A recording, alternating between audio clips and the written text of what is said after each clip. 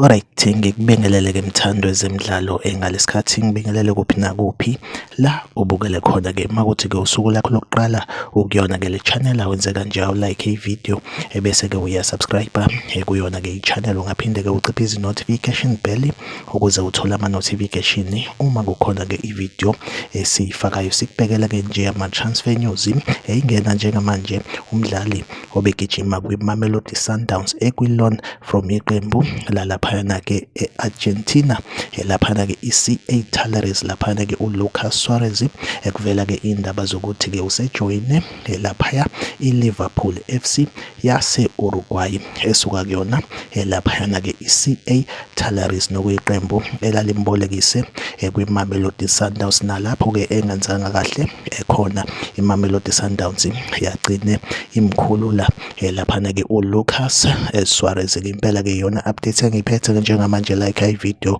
usubscribe kuyona-ke i-channel, mina nawe ngizohlezi ngikhona la ngolethela-ke ama-transfer news ikakhulukazi kwi-Betway Premiership. Okwamanje-ke ivideo ethu kasibambe la, nisale kahle.